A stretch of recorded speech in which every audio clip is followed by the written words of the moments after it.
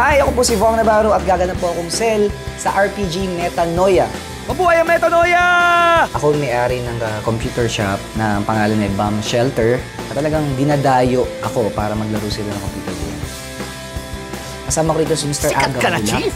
Eugene Domingo, at syempre si Chismona. Saijan.